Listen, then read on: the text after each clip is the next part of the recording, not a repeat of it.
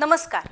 राज्य शैक्षणिक संशोधन व प्रशिक्षण संस्था महाराष्ट्र राज्य अर्थात SCRT पुणे यांच्या मार्गदर्शनाखाली जिल्हा शिक्षण व प्रशिक्षण संस्था अंबाजोगाई यांच्याकडून आयोजित गुरुवार गणित कृतींचा वार यामध्ये आपणा सर्वांचं मनपूर्वक स्वागत.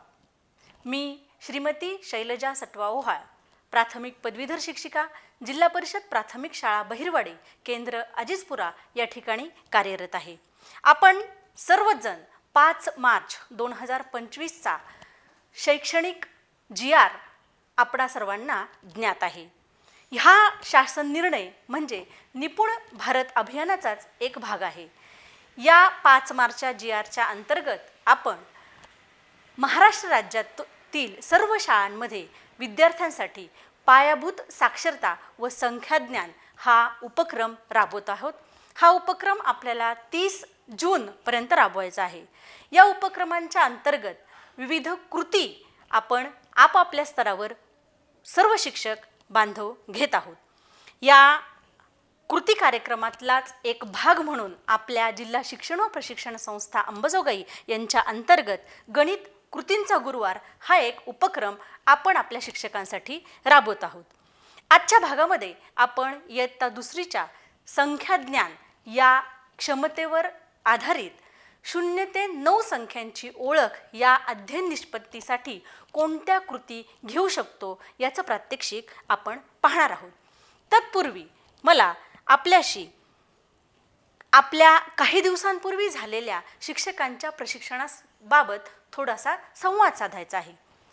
काही दिवसांपूर्वीच आपल्या सर्व शिक्षकांचं शिक्षक क्षमता वृद्धी 2.0 हे प्रशिक्षण झालेलं आहे. या 5 दिवसांच्या प्रशिक्षणामध्ये आपण NEP 2020 बद्दल अधिक माहिती जाणून घेतलेली आहे. या प्रशिक्षणामध्ये आपण NEP 2020, राज्य अभ्यासक्रम आराखडा पूर्वस्तर, राज्य शैक्षणिक आराखडा प्राथमिक स्तर, त्यानंतर स्क्वॅफ, HPC, क्षमता आधारित अध्ययन अनुभव, क्षमता आधारित प्रश्नपेढी या सर्व संकल्पनांचा अभ्यास केलेला आहे. या प्रशिक्षणाच्या अंतर्गत आपण सर्व शिक्षकांसाठी शिक्षक मार्गदर्शिका आपल्याला मिळालेली आहे. या शिक्षक मार्गदर्शिकेचं जर वाचन केलं तर ज्या संकल्पना आपल्या प्रशिक्षणामध्ये काही कारणास्तव पूर्ण नाहीत झाल्या त्या सगळ्यांचं मार्गदर्शन या पुस्तिकेमध्ये आपल्याला मिळतं. या पुस्तिकेमध्ये भाषा विषयाचं अध्यापन कसं करावं, त्याच पद्धतीने गणित या विषयाचं पण अध्ययन कसं करावं याबाबत सखोल असं मार्गदर्शन केलेलं आहे. गणित विषयाचं अध्यापन करत असताना वेगवेगळ्या पद्धती कोणत्या आपण वापरल्या पाहिजेत, ज्या योगे आपलं जे अध्ययन आहे ते आनंददायी, कृतीयुक्त, ॲक्टिव्हिटी बेस्ड होईल याचं मार्गदर्शन आपल्याला या पुस्तकात मिळतं. गणिताचं अध्ययन करत असताना गणिताच्या अमूर्त संकल्पनांना मूर्त स्वरूप देऊन विद्यार्थ्यांच्या बोधात्मक क्षेत्राचा विचार करून त्यांना मूर्त संकल्पनातून अमूर्त संकल्पनांकडे घेऊन जाण्याची एक पद्धत या पुस्तकामध्ये आपल्याला विशेषत्वाने सांगितलेली आहे. ज्या पद्धतीचा आपण या आजच्या भागामध्ये अभ्यास करणार आहोत.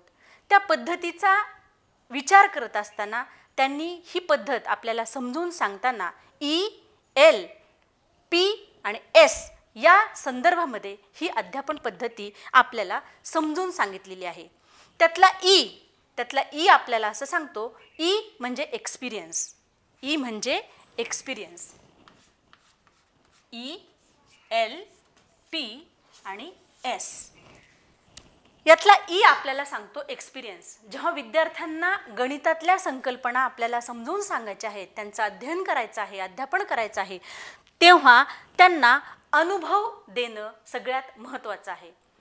समजा आपण संख्याज्ञान या घटकामधील एखाद्या संख्येचं विद्यार्थ्यांना अध्यापन करत आहोत, तर त्या संख्येच्या संदर्भात विद्यार्थ्यांचा जो बोधात्मक विकास झालेला आहे किंवा त्यांच्या परिसराशी निगडीत त्यांचे जे अनुभव आहेत त्यांचा वापर करून प्रत्यक्ष कृती घेऊन त्यांच्या अनुभवाची जोड देऊन आपण हा E साध्य करू शकतो.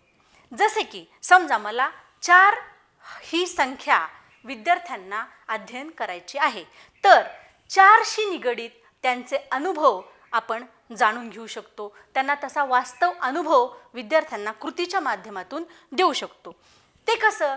तर विद्यार्थ्यांना आपण आपल्याकडे असणाऱ्या साहित्यपेटीतील किंवा परिसरात उपलब्ध असलेल्या वस्तूंमधील वस्तू उपलब्ध करून द्या आणि त्या मोजायला सांगा. विद्यार्थी त्या संख्या मोजेल आणि त्या संख्येचा मोजण्याचा अनुभव विद्यार्थ्यांना ह्या ई मार्फत आपण देणार आहोत.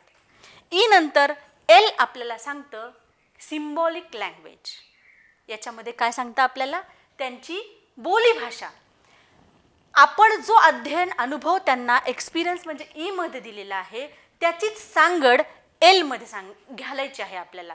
तर ती कशी? जेव्हा आपण 4 ह्या संख्येचं अध्ययन करत असताना विद्यार्थ्यांना काही वस्तू मोजण्यासाठी दिलेल्या आहेत, वेगवेगळ्या माहिती त्यांना विचारलेली आहे, तेव्हा ह्या एलच्या अंतर्गत विद्यार्थ्यांना आपण नेमकं काय केलं हे विचारून विद्यार्थ्यांना बोलतं करून घ्या. जसं की आपण काय मोजलं, कोणत्या वस्तू मोजल्या, कोणती कृती केली, या माध्यमातून विद्यार्थी बोलीभाषेतून आपल्याशी संवाद साधतील. हे झालं एल. एल नंतरचा पी. पी म्हणजे पिक्चर्स, चित्र. जी संख्या आपण विद्यार्थ्यांना अध्यापनासाठी देणार आहोत त्याच संख्येचं चित्र विद्यार्थ्यांनी पाहिलं पाहिजे. आता त्या संख्येचं चित्र म्हणजे जर मला 5 ही संख्या शिकवायची आहे किंवा 4 ही संख्या त्यांना शिकवायची आहे तर 4 हा अंक दर्शवणारं चित्र म्हणजे 4 बॉल आहेत, 4 खडू आहेत, 4 फुलं आहेत, असे 4चे चित्र त्यांना आपण पीच्या अंतर्गत दाखवणार आहोत. आणि मग सगळ्यात शेवटी येतो एस. एस म्हणजे सिम्बॉलिक लँग्वेज. एस म्हणजे सिम्बॉलिक लँग्वेज. या एसच्या अंतर्गत आपण विद्यार्थ्यांनी मोजलेला 4 अंक आहे किंवा 5 अंक आहे किंवा जो कोणता अंक तुम्ही त्या तासामध्ये विद्यार्थ्यांकडून शिकून घेतला आहे किंवा त्यांना अध्यापन केलेलं आहे तो कसा लिहिला पाहिजे हे एसच्या अंतर्गत आपल्याला सांगता येईल.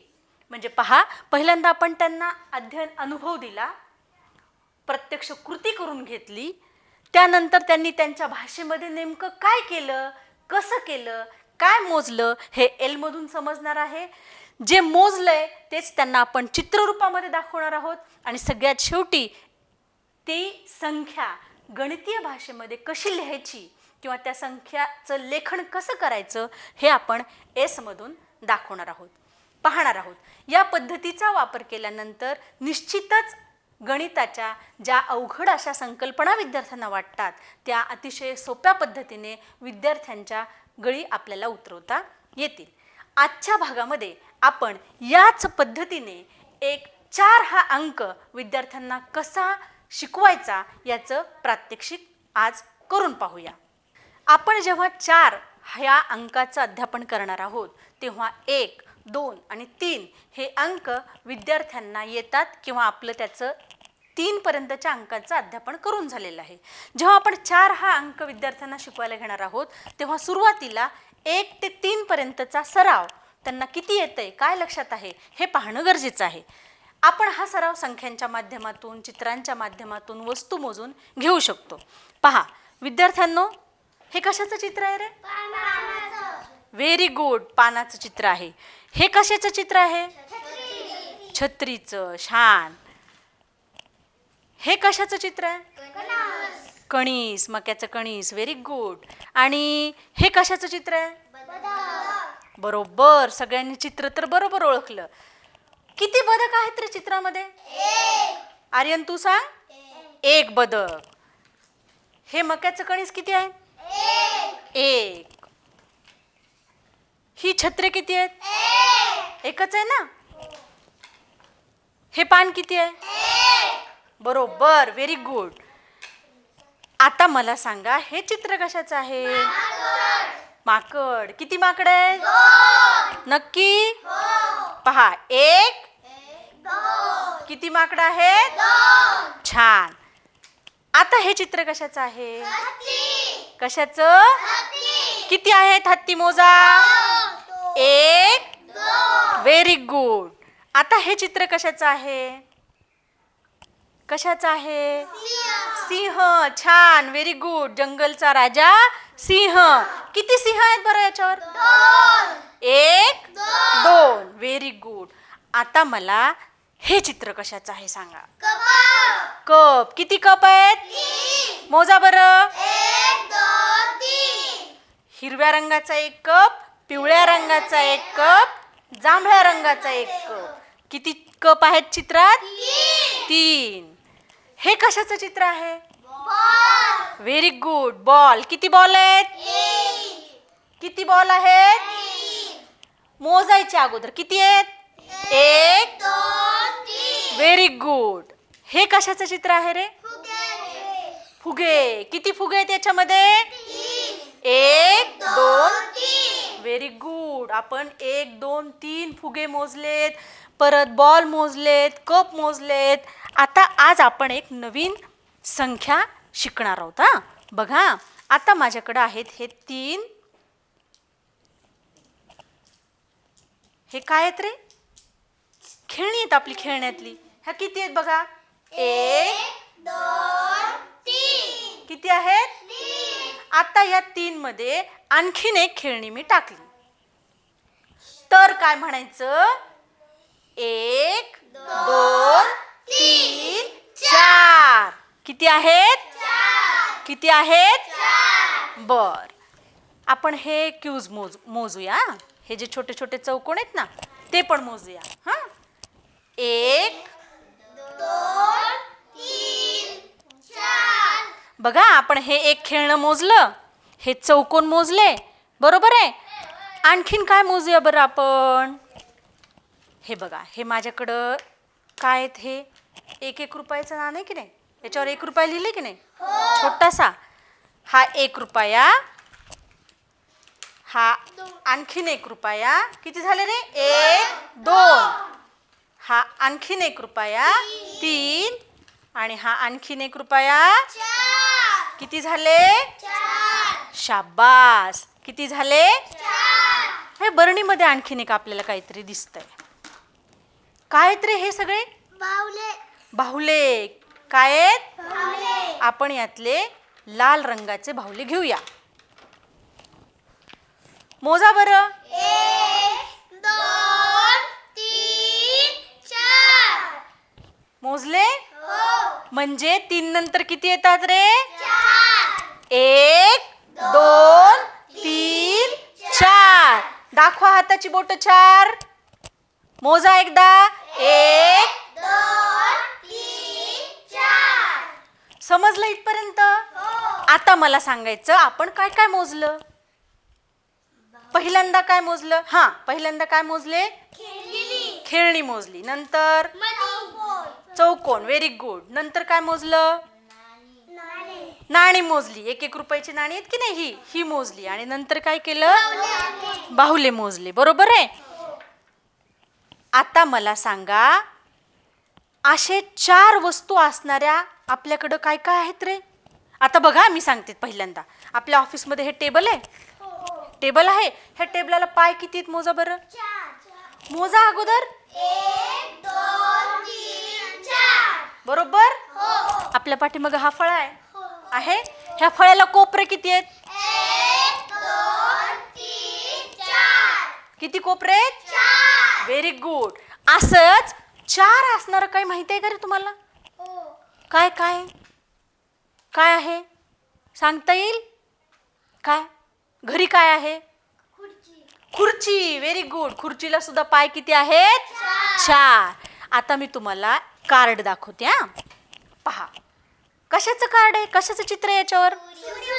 सूर्यफूल. आणि हे सूर्यफूल किती आहेत? मोजा बरं.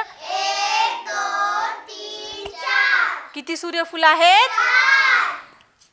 हे कमळ. काय आहे?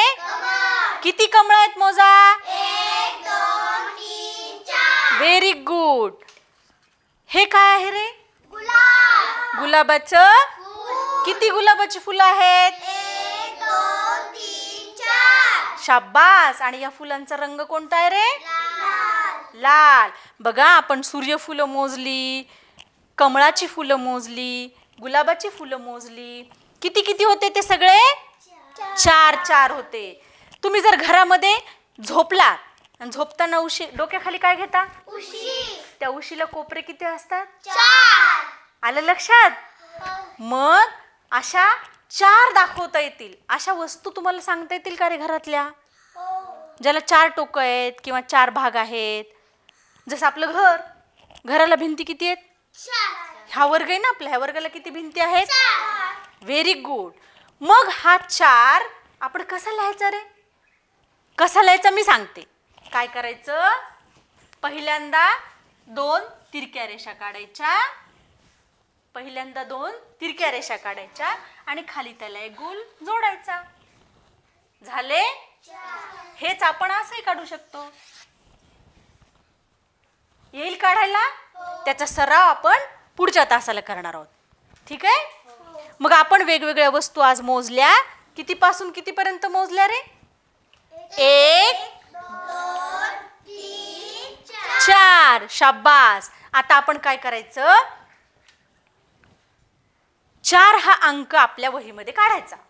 4 हा अंक आपल्या वहीमध्ये काढायचा आणि त्याच्यावर घरातल्या ज्या वस्तू आहेत की नाही, आपण चित्र काढताना कसं करतो? रंगवतो, डाळी चिटकवतो, परत लोकरीनी चिटकवतो, आहे की नाही? तसं चिटकून आणायचं आणि उद्या शाळेत आल्यानंतर मला ते दाखवायचं. दाखवणार, चिकट काम करून आणणार. कुणी त्याच्यावर ठसे लावा, कुणी मणी लावा, कुणी भेंडीचे ठसे उमटवा. 4चा आकार काढायचा आणि त्याच्यावर डाळी, वेगवेगळ्या रंगाच्या काचांचे तुकडे, असं जे तुम्हाला वाटेल, जे टाकाऊ आहे, ज्याचा वापर होत नाही, अशा गोष्टी चिटकून एक चिकट काम करून 4 हा अंक करून आणून दाखवायचा. जसा की हा बघा, आणलाय की नाही करून? किती छान डाळ लावली ना त्याच्यावर. असा तुम्ही काढायचा वहीमध्ये आणि उद्या आल्यानंतर मला आणून दाखवायचा. करणार सगळे? समजला आपण आज कोणता अंक शिकलो? आज कोणता अंक शिकलो आपण? Very good. शाबास. शिक्षक बंधू आणि भगिनींनो, आत्ताच्या प्रात्यक्षिकांमधून आपण विद्यार्थ्यांना 4 हा अंक कसा समजून सांगायचा त्या कृतींचा अभ्यास केलेला आहे. याच्यामध्ये NEP 2020 आणि आत्ताचंच झालेलं आपलं प्रशिक्षण याची जर सांगड घालायची तर आपली NEP 2020 असं सांगते की कला आधारित शिक्षण पाहिजे, ॲक्टिव्हिटी बेस्ड शिक्षण पाहिजे आणि आनंददायी पद्धतीने अध्ययन अध्यापन विद्यार्थ्यांना झालं पाहिजे. यामध्ये मी ॲक्टिव्हिटी घेतली, विद्यार्थ्यांना वेगवेगळ्या वस्तू दाखवल्या, त्या मोजून घेतल्या. याच्यामध्ये कलेचा कसा अंतर्भाव करता येईल तर हे जे सांगितलं मी, विद्यार्थ्यांना अंकाचा आकार काढून दिला किंवा त्यांना काढायला सांगितला, त्याच्यावर वेगवेगळ्या डाळी किंवा टाकाऊ वस्तूंनी चिकटवून असं ठसे काम करून आणायला सांगितलं. हा कलेचा भाग आपण गणिताशी जोडला.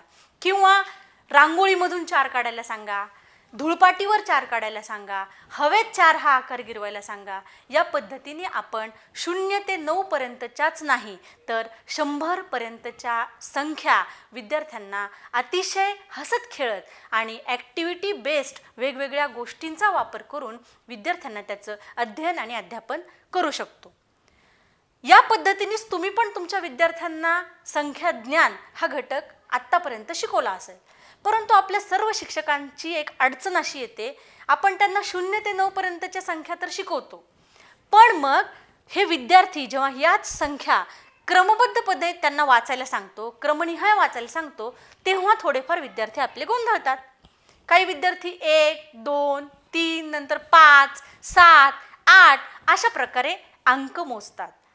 त्यांना क्रमाने अंकाची ओळख व्हावी किंवा क्रमबद्ध अंक क्रमनिहाय 1 पासून 1 2 3 4 5 6 7 8 9 10 या क्रमानेच अंक ओळखता यावे, यासाठी हेच अंक जर आपण त्यांना तालावर, नृत्यावर, संगीताच्या द्वारे जर शिकवले तर ते विद्यार्थ्यांना अधिक चांगल्या प्रकारे लक्षात राहील. म्हणजे त्यांच्या अजिबात लक्षातून क्रमवाचक संख्या जाणार नाही. 1 नंतर विद्यार्थी गाण्याच्या सुरामध्ये आपोआप 1 नंतर 2 2 नंतर 3 3 नंतर 4 असं 10 पर्यंतच नव्हे तर 100 पर्यंत विद्यार्थी क्रमवाचक संख्या लक्षात ठेवू शकतात. तर पाहूया आमच्या विद्यार्थ्यांचं संख्यावर आधारित एक गाणं. सूर्य चंद्र आकाश एक आकाशात तारे आहेत,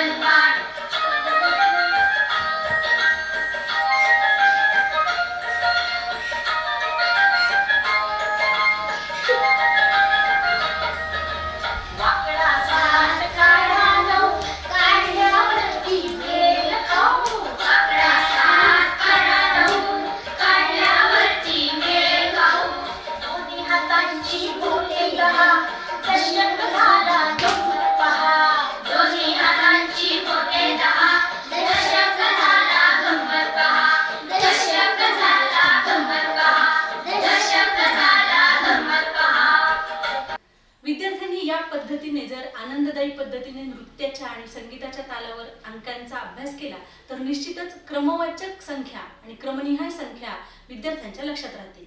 शिक्षक बंधू आणि भगिनींनो, आपण याच संख्यांचं दृढीकरण वेगवेगळ्या साहित्याच्या माध्यमातून पण घेऊ शकतो. आपल्याला निपुण भारत अंतर्गत पूरक शैक्षणिक साहित्याचा संच मिळालेला आहे. त्यामध्ये मराठी आणि गणित या विषयांचे वेगवेगळं साहित्य आपल्याला अभ्यासाला दिलेलं आहे. त्याचा वापर करून आपण विद्यार्थ्यांचा सराव घेऊ शकतो.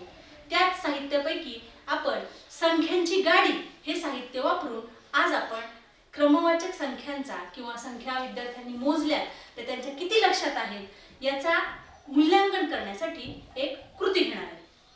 खेळाचं नाव आहे संख्यांची गाडी. काय मुलांनो, कोणता गेम खेळणार आहोत आपण? संख्यांची गाडी. त्यासाठी माझ्याकडे हे वेगवेगळं साहित्य आहे. हे पहा, कशाचा आकार आहे रे हा? हत्ती. कशाचा आकार आहे? हत्ती. ह्या गेमची सुरुवात किंवा ह्या खेळाची सुरुवात करताना काय करायचं? बाणापासून सुरुवात करायची. बाणापासून सुरुवात करायची आणि त्या बाणाच्या पुढं जे चित्र असेल ते किती चित्र आहेत ते मोजायचे आणि त्याच्या पुढं ते उत्तर असणारा दुसरी हत्ती किंवा दुसरी गाडी किंवा जे काही ज्या आकाराचं साहित्य आपल्याला मिळाले असेल ते त्याच्या पुढे जोडायचं आणि एक गाडी तयार करायची. एक करून दाखवणार आहे मी तुम्हाला. मी काय सांगितलं तुम्हाला? सुरुवात कशातून करायची आपल्याला? बाणापासून. Very good. बाण मिळाला. सुरुवातीला पहिल्यांदा आपण बाण मांडून घेतला. जागेवर बस. दिसतंय तर बाणाच्या पुढे कशाचं चित्र आहे? पानाचं. आता काय करावं लागेल आपल्याला? हे पानं किती आहेत ते मोजावे लागतील. मोजा.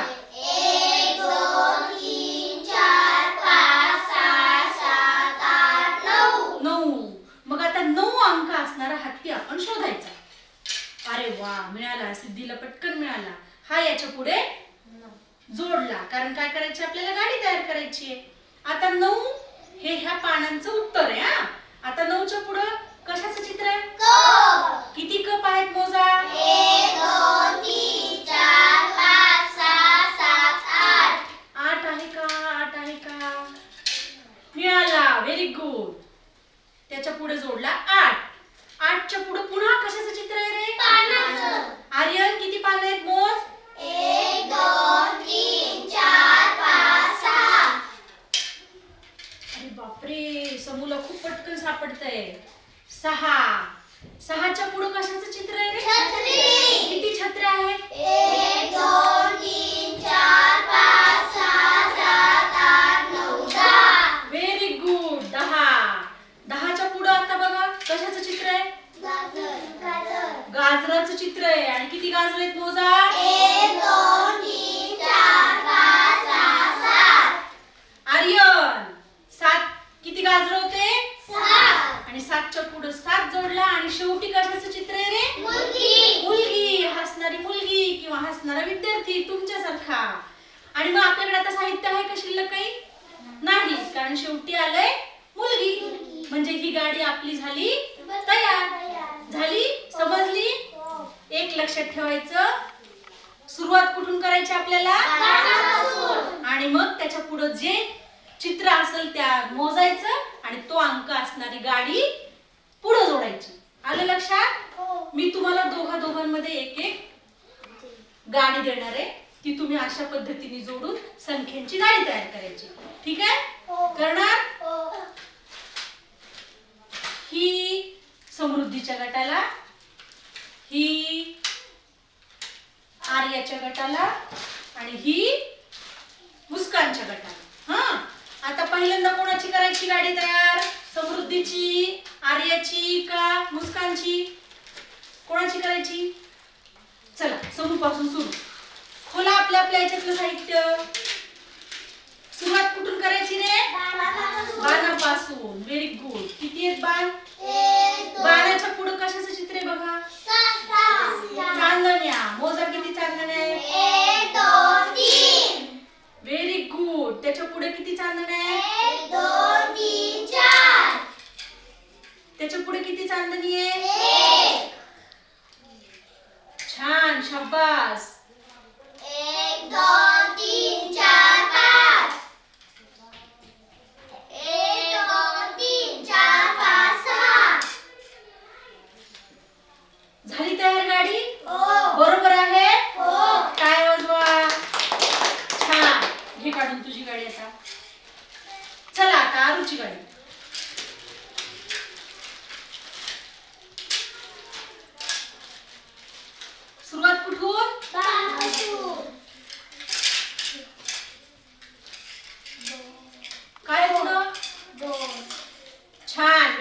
गुड.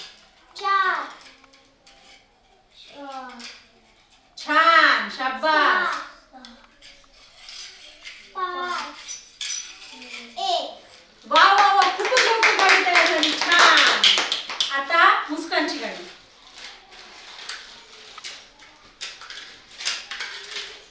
सुरुवात बाणापासून. Very good. बाण ठेवला. त्याच्या पुढे किती टिंबक मोजा. 1 2 सावकाश, गडबड नाही करायची. 1 2 3 4 5 1 2 3 4 5 6 7 8 1 2 3 व्हेरी गुड. टाळ्या वाजवा. अशा पद्धतीने आपण वेगवेगळ्या संख्यांच्या गाड्या तयार करू शकतो. शिक्षक बंधू आणि भगिनींनो, या ठिकाणी तुमच्या लक्षात आलं असेल की काही गाड्यांवर फक्त संख्यांचे चिन्ह आहे, म्हणजे अंक लिहिलेला आहे, आणि काही गाड्यांवर अंक अक्षरात लिहिलेला आहे.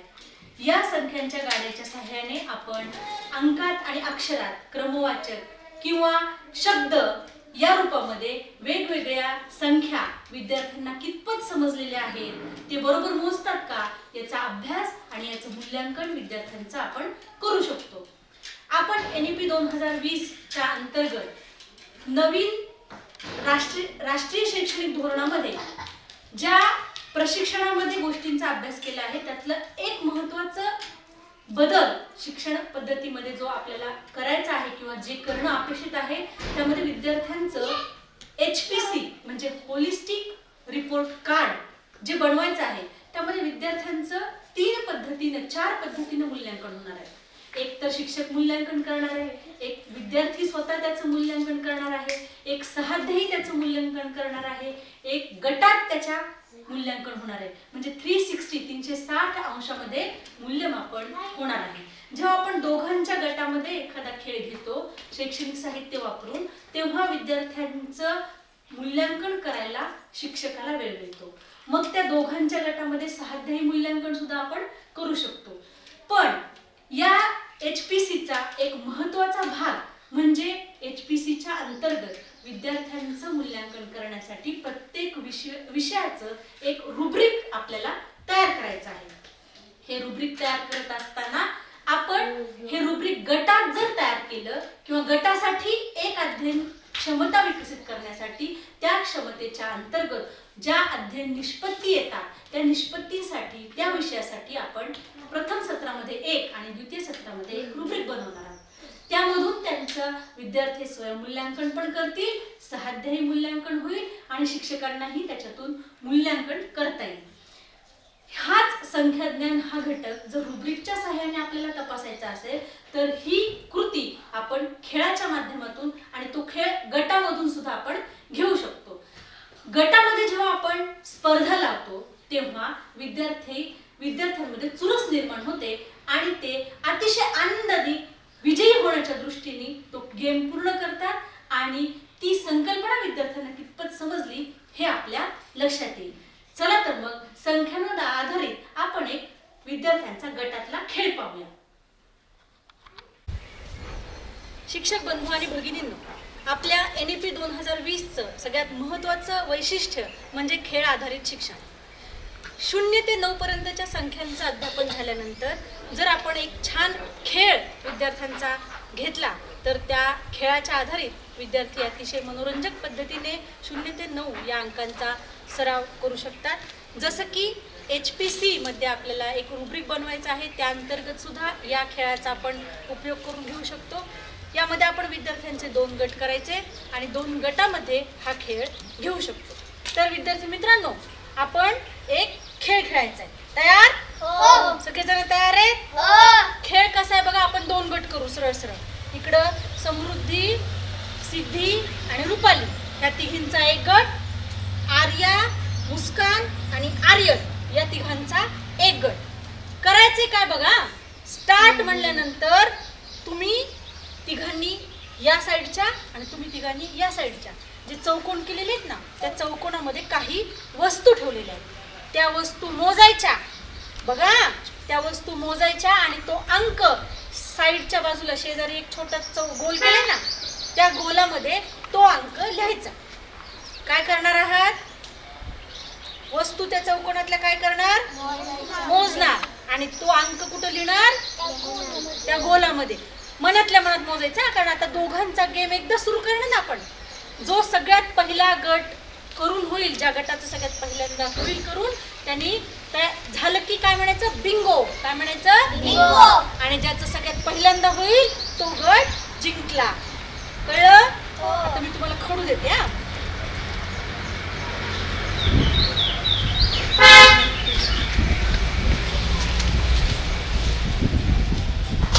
बघा तयार. चला आपल्या आपल्या साईडला जाऊन उभे राहा. हा थांबा. 1 2 3 स्टार्ट म्हणल्यावर सुरू करायचं आणि संपलं की बिंगो म्हणायचा. तयार? 1 2 3 स्टार्ट.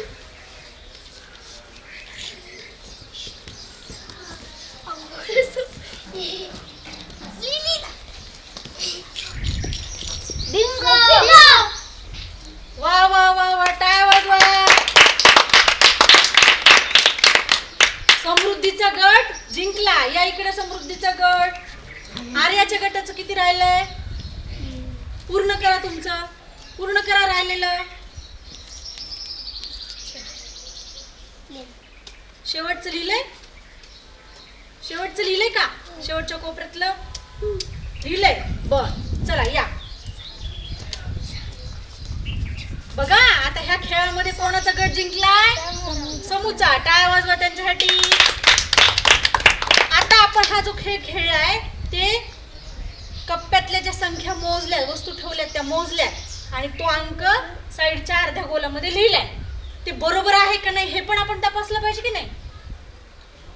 आरूच्या गटाचं तपासणार समूचा गट आणि समूच्या गटाचं तपासणार आरूचा गट. बरोबर? चला तुम्ही इथेच थांबा. चला आरू समूह मोजा. पहिल्या गटात किती आहेत, 9 लिहिले. बरोबर. इथं काहीच नाहीये, काहीच नाही म्हणून काय लिहिलंय, 0. 5 बरोबर आहे.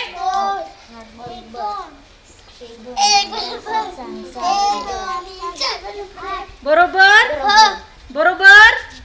चला टाळ्या वाजवा त्यांना. उशीर लागला पण त्यांनी सगळं बरोबर केलं की नाही. आता समृद्धीच्या गटाचं कोण बघणार, आरूचा गट. चला तुम्ही इकडे थांबा. रुपाली जायचं नाही तिकडं, इकडे थांबायचं. बरोबर आहे. हा पुढं. 1 2 3 4 5 6 7. बरोबर. पुढं. 1 2 3 4 5 6 7 8 9. 9च तसे कसे काढले, तिकडून काढले का. हा पण तो एक दिसतोय. 1 2 3 एकच आहे, हा चुकलाय. 9 असा पाहिजे होता. 1 2 3 4. 1 पुढं. 1 2. 2 बर. इथं काहीच नाहीये, काहीच नाही म्हणजे 0. 1 2 3 4 ए बाळा. 5. 1 2 3 4 5 6 7 8. Very good. किती सगळे बरोबर आले, सगळे बरोबर आले. टाळ्या वाजवा एकदा स्वतःसाठी. शिक्षक बंधू आणि भगिनींनो, या खेळांमधून विद्यार्थ्यांच्या 0 ते 9 पर्यंतच्या संख्यांचा सराव आपल्याला घेता आला. एका विद्यार्थिनीने 9 हा अंक उलटा लिहिला होता, पण प्रसंगावधान किंवा हजरजबाबीपणा याला म्हणायचं. तिने असं सांगितलं की 9 हा इंग्रजीतून लिहिलेला आहे. म्हणजेच अशा खेळाच्या माध्यमातून विद्यार्थ्यांच्या संवेदनशीलता, सृजनशीलता आणि जाणीव जागृती या तीनही क्षमतांचा आपण अभ्यास करू शकतो, त्यांचं मूल्यांकन करू शकतो. ह्या अशा रुब्रिक्सच्या नोंदी आपल्याला विद्यार्थ्यांच्या HPC मध्ये नोंदवायच्या आहेत. शिक्षक बंधू आणि भगिनींनो, वैयक्तिक खेळ घेतला, नृत्य घेतलं, गाण्याच्या माध्यमातून आपण संख्यांचा सराव घेतला, पण याच घटकाचं दृढीकरण करण्यासाठी आपण वेगवेगळं साहित्य या ठिकाणी वापरू शकतो. जसं की माझ्याकडे ही पायऱ्यांची पेटी म्हणू शकता किंवा एक शैक्षणिक साहित्य म्हणू शकता.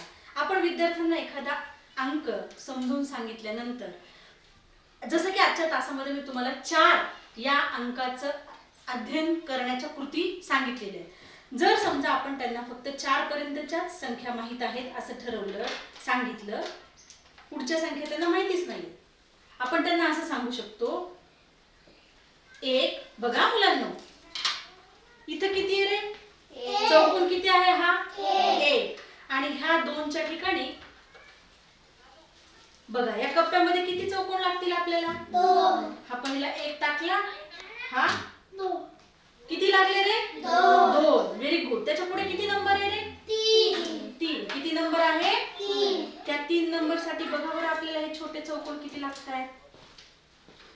1 2 3. बरोबर. आता याच्या नंतरचा जो कप्पा आहे त्याच्यामध्ये बघा बरं आपल्याला किती चौकोन लागत आहेत?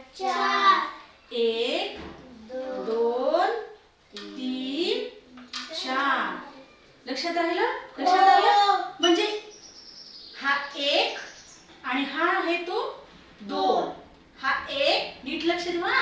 हा 1 आणि हा 1 2 आहे. लक्षात आलं? लक्षात म्हणजे हे 1 जास्त आहेत का हे 2 जास्त आहेत रे? 2. नक्की? हो. 1 मोठे का 2 मोठे? 2. बरोबर. हो. आता हा 1 हे 2. आता ह्या 2 मध्ये जेव्हा मी आणखी 1 टाकते, ह्या 2 मध्ये जेव्हा मी आणखी 1 टाकते तेव्हा किती होतात? 3. किती होतात? 3.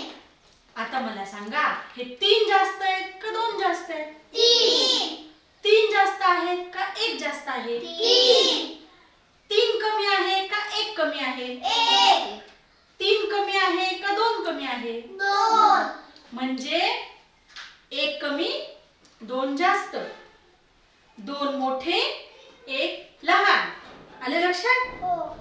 2 मोठे आणि 1 लहान.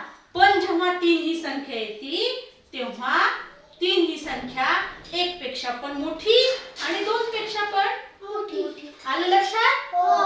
1 पेक्षा 2 मोठे, 2 दोन पेक्षा तीन 3 मोठे. मोठे. आणि आज आपण कोणता अंक शिकलोय?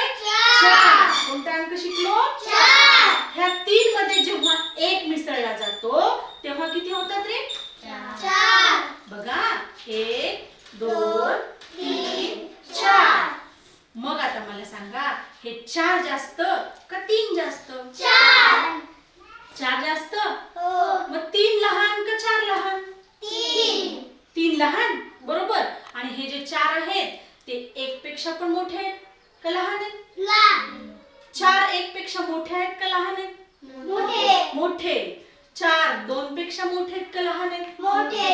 4 3 पेक्षा मोठे आहेत का लहान आहेत? मोठे. म्हणजे 4 हा 1 पेक्षा पण मोठा आहे, 2 पेक्षा पण मोठा आहे, 3 पेक्षा पण मोठा आहे. मग आपल्याला जर अशी पायरी चढायची असेल, मग अशी आपण पाहिली तशी जर आपल्याला पायरी चढायची असेल तर पहिल्यांदा कोणत्या पायरीवर जावं लागेल का आपल्याला? 1 च्या पायरीवर जावं लागेल. हो. मग आपण कोणत्या पायरीवर येऊ? 2. का 1 च्या पायरीवरून डायरेक्ट 4 च्या पायरीवर जाऊ? नाही. जाता येईल? नाही. कोलमडून पडू की नाही आपण? हो. मग पायरी चढताना पहिल्यांदा 1 ची पायरी चढायची, 2 ची चढायची, 3 ची, 4 ची, अशा आपण 10 पर्यंत पायऱ्या चढू शकतो. किंवा एखाद्या बिल्डिंगला 100 पायऱ्या असल्या तर 100 पर्यंत पायऱ्या आपण चढू शकतो. जसं चढलो तसंच उतरायचं. बरोबर. आज आपण 4 शिकलोय ना. 4 पासून आपल्याला वापस यायचं, पुन्हा खाली उतरायचे. 4 पासून खाली उतरल्यावर कोणत्या पायरीवर येणार? 3. कोणत्या पायरीवर येणार बघा? 4 पासून उतरले की कोणत्या पायरीवर? 3. काय 1 च्या पायरीवर येणार? नाही. नाही. 4 पासून सुरू केलं तर आपल्याला कोणत्या पायरीवर यावं लागेल? 3. 3 नंतर उतरताना 2. आणि 2 नंतर उतरताना 1. 1. म्हणजे चढताना 1 पासून सुरुवात करायची. 1 ची पायरी, 2 ची पायरी, 3 ची पायरी, 4 ची पायरी. पण उतरताना मात्र 4 च्या पायरीवरून 3 च्या पायरीवर यायचं, 3 च्या पायरीवरून 2 च्या पायरीवर यायचं आणि 2 च्या पायरीवरून 1 च्या. आणि ह्या 1 2 3 4 पैकी 1 सगळ्यात लहान आहे, सगळ्यात कमी आहेत की नाही? हो. समजा मी आर्यनला 1 चॉकलेट दिलं. किती चॉकलेट दिलं? 1. आणि रुपालीला 4 चॉकलेट दिले. रुपालीला किती दिले? 4. कोणाला जास्त दिले? रुपालीला. रुपालीला. आणि कोणाला कमी दिले? आर्यनला. म्हणजे 1 चॉकलेट 4 चॉकलेटांपेक्षा छोट आहे, लहान आहे, कमी आहे. आलं लक्षात? शिक्षक बंधू आणि भगिनींनो, जेव्हा आपण एखादा अंक विद्यार्थ्यांना नव्याने शिकवतोय तेव्हा त्यांच्या पूर्वज्ञानाची चाचपणी करून घेतलेली आहे. जसं की मी आज 4 हा अंक शिकवलाय, तर मी 1, 2 आणि 3 चा सराव घेतला. विद्यार्थ्यांना फक्त लहान मोठेपणाही इथे सांगितला. विद्यार्थ्यांना संख्यांचा लहान मोठेपणा पण सांगितला आणि चढता उतरता क्रमही सांगितला. तेच समजावून सांगत असतानाच 1 मध्ये 1 मिळवल्यावर 2 होतात, 2 मध्ये 1 मिळवल्यावर 3 होतात, 3 मध्ये 1 मिळवल्यावर 4 होतात हेही सांगितलं. ही बेरीज आहे हे विद्यार्थ्यांना माहित नाही, चढता क्रम आहे हेही विद्यार्थ्यांना माहित नाही आणि उतरता क्रम आहे हे पण विद्यार्थ्यांना माहित नाही. पण पुढे जाऊन या संकल्पनांचा विद्यार्थी अभ्यास करणार आहेत. ती संकल्पना त्यांना आत्तापासूनच स्पष्ट व्हावी या दृष्टीने आपण 1 ते 4 संख्यांचे किंवा जी कोणती नवीन संख्या विद्यार्थ्यांना शिकवणार आहोत त्या संख्येच्या मागच्या सगळ्या संख्यांचा सराव घेऊ शकतो. चढता क्रम, उतरता क्रम, बेरीज किंवा लहान मोठेपणा हे पण आपण एकाच वेळी जर विद्यार्थ्यांना सांगितलं तर निश्चितच संख्या ज्ञान हा संबोध विद्यार्थ्यांना समजणं अतिशय सोपं होऊन जाईल. यातलाच दुसरा एक भाग म्हणजे संख्यांचं बंद रूप आणि खुलं रूप. आता जेव्हा आपण विद्यार्थ्यांना बंद रूप आणि खुलं रूप शिकवतोय तेव्हा विद्यार्थ्यांना किमान 20 पर्यंतच्या संख्या शिकवून झालेल्या पाहिजेत. म्हणजे 1 दशक 10, 2 दशक 20, 3 दशक 30, दशक ही संकल्पना विद्यार्थ्यांना माहीत असणं गरजेचं आहे. त्या पूर्वज्ञानावर आधारित आपण विद्यार्थ्यांना संख्येचं खुलं रूप आणि बंद रूप ही संकल्पना स्पष्ट करून सांगू शकतो. चला तर मग पाहूया संख्येचं खुलं रूप आणि बंद रूप. विद्यार्थ्यांनो, आपण संख्येचं बंद रूप आणि खुलं रूप कशाला म्हणायचं ते आता पाहूया. हा, आपण एक संख्या घेऊया 35. कोणती संख्या घ्यायची सांगा? मी म्हणते म्हणून 35 घ्यायची. 35 हो. बरोबर लिहिलेत का? 35 हो. बरोबर लिहिलेत. हो. याच्यामध्ये हे 5 काय? एक. Very good. 5 काय आहे? एक. आणि 3 काय आहे? दशक. 3 काय आहे? दशक. मला सांगा 35 ही संख्या आपल्याला ह्या दशक पट्टीतून दाखवायची असतील तर किती दशक घ्यावे लागतील रे? 3. किती दशक घ्यावे लागतील? 3. 3 दशक. आणि सुट्टे किती? 5. सुट्टे किती? 5. बरोबर आहे. हो. 3 दशक. 1 दशक म्हणजे किती? 10. 2 दशक म्हणजे 20. 3 दशक म्हणजे 30. आणि सुट्टे किती? 5. म्हणजे 35 ही संख्या 3 दशक आणि 5 या रूपात जेव्हा आपण लिहितो ही पूर्ण एक संख्या आहे. हा, ही पूर्ण एक संख्या आहे. आणि ही जेव्हा आपण 3 दशक म्हणजे 30 अधिक सुट्टे 5 या रूपात लिहितो तेव्हा याला म्हणायचं 35 चं खुलं रूप. काय म्हणायचं? खुलं रूप. पण आता बघा, माझ्याकडे ह्या 3 दशकाच्या कांड्याच नाहीये. माझ्याकडे 3 दशकाच्या कांड्याच नाहीये. मग हे जे सगळे सुट्टेच ना त्यांना आपण एकक म्हणले. काय म्हणले? एकक. मग आता ह्या 3 दशकाच्या कांड्याच नसतील तर हे सुट्टे जे छोटे छोटे चौकोन आहेत ते किती घ्यावे लागतील रे मला 35 लिहिण्यासाठी? दशकाची कांडीच नाही माझ्याकडे. 30 आणि 5. 30 आणि 5 सगळे जे चौकोन आहेत ते आपल्याला किती घ्यावे लागतील हे मोजून सगळे आपल्याला 30 आणि 5. 35 घ्यावे लागतील. 30 आणि 5 म्हणजे 35च ना, कारण की आपल्याकडे दशकाची कांडीच नाहीये. समजा माझ्याकडे नाहीच आहे कांडी, तर मला सगळे सुट्टे सुट्टे किती घ्यावे लागतील? 35. आणि हे 35 ही जेव्हा मी एककाच्या घरात लिहीन म्हणजे 30 अधिक 5, 3 दशक आणि 5 म्हणजे पण 35 आणि फक्त 35 एकक सुट्टे म्हणजे पण 35च. जर समजा माझ्याकडे सुट्टे हे जर दशकाच्या कांड्या नसतील आणि सगळे असे चिल्लरच असतील तर मग त्यांना 35 म्हणायचं नाही का? म्हणणार ना. मोजले तरी ते 35च होतील ना. म्हणजे जेव्हा 35 हे एकक असतात ते झालं त्या संख्येचं खुलं रूप. आणि जेव्हा ते दशकाच्या रूपात आपण मांडतो किंवा मोठी संख्या असेल शतकाच्या रूपांमध्ये मांडतो तेव्हा ते होतं त्या संख्येचं बंदिस्त रूप. समजा आता हेच आपण नोटांच्या पद्धतीने जर शिकायचं म्हणलं, नोटांच्या पद्धतीने सांगितलं तर 10 रुपये. 10 रुपये म्हणजे किती? किती 1 रुपये घ्यावे लागतील मला 10 रुपये होण्यासाठी? समजा मला 10 रुपये घ्यायचे तर 1-1 रुपयाचे किती घ्यावे लागतील? 10. हा 10चा ठोकळा आहे समजा माझ्याकडे. किती आहे हा ठोकळा? 10. पण हा 10चा ठोकळा किंवा 10ची नोट होण्यासाठी 1-1 रुपये किती घ्यावे लागतील मला? 10 1-1 रुपये घ्यावे लागतील. ते 10 1-1 रुपयाला आपण काय म्हणतो रे? चिल्लर. काय म्हणतो? चिल्लर. तर 20 ची चिल्लर घ्यायची असेल आपल्याला 1-1 रुपयाची, तर किती 1-1 रुपये घ्यावे लागतील? 20 रुपये घ्यावे लागतील. 20 1-1 रुपयाचे नाणी घ्यावे लागतील. मग जेव्हा ही 1-1 रुपयाचे आपण 20 नाणी घेऊ तेव्हा ते 20 एकक हे ह्या 20 चं झालं खुलं रूप. समजा ही 20 ही संख्या आहे. किती संख्या आहे? 20. 20 म्हणजे किती दशक आहेत? किती दशक म्हणजे 20? 2 दशक म्हणजे 20. पण माझ्याकडे 10ची नोटच नाही किंवा 20 ची नोटच नाही, सगळे 1-1 रुपयाचेच नाणी आहेत. तर जेव्हा माझ्याकडे सगळी नाणी आहेत 20 रुपयांची म्हणजे सगळे एकक आहेत, तेव्हा हे जे 20 आहेत ते ह्या संख्येचं आहे खुलं रूप. आणि 20 ची नोट असेल किंवा 20चा दशकाचा गठ्ठा आपल्याला करता येत असेल तर ते झालं ह्या 20चं बंदिस्त रूप. समजा मी संख्या घेतली किंवा मी घेतले 22 रुपये. किती रुपये घेतले? 22 रुपये घेतले. हा, माझ्याकडे एक 20 ची नोट आहे आणि 1-1 रुपया 2 आहे. 1-1 रुपया किती आहे? 2. म्हणजे हे झाले माझे 22 रुपये. बरोबर. पण काय झालं माहिती का, माझ्याकडून 20 रुपयाचे पण नोट नाहीये. 10-10 रुपयाच्या 2 नोट आहेत. 10-10 रुपयाच्या किती नोट आहेत? 10-10 रुपयाच्या किती नोटा? 2. म्हणजे ह्या 22 मध्ये 10 रुपयाची एक नोट, पुन्हा 10 रुपयाची एक नोट आणि पुन्हा 2 सुट्टे. हे सुद्धा 22च आहेत की नाही? म्हणजे 10 + 10 + 2 हे सुद्धा 22 आहे. बरोबर आहे. समजा माझ्याकडे हे 10चीच एक नोट आहे, फक्त 10 रुपयाची एकच नोट आहे किंवा आपल्या ह्या दशकाच्या कांडीमध्ये 10ची एकच कांडी. हेच आपण जर कांड्याच्या रूपात बघितलं तर 2 दशकाच्या 2 कांड्या म्हणजे 20 आणि हे सुट्टे 2 झाले 22. पण माझ्याकडे ही 10ची एकच कांडी आहे आणि 10 मग मला काय घ्यावे लागतील? सुट्टे घ्यावे लागतील. पहिले सुट्टे माझ्याकडे किती आहेत? 2. आणि आता परत किती घ्यावे लागतील? 10. घ्या.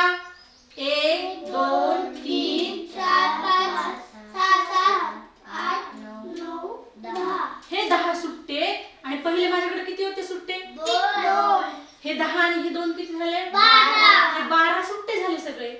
सगळे एकक झाले 12. आणि दशक किती आहेत? फक्त दशक किती आहेत? 10 आहेत काही. 10 सुट्ट्यांचा मिळून किती झाला? 1 दशक झाला. दशकाची एकच कांडी आहे म्हणून 1 दशक अधिक 12 सुट्टे. 1 दशक अधिक 12 सुट्टे म्हणजे पण किती झाले? हे 1 दशक आहे ना. 1 दशक म्हणजेच किती आहे? 10 आणि हे सुट्टे 12 हे म्हणजे पण काय झाले? 22. कळलं?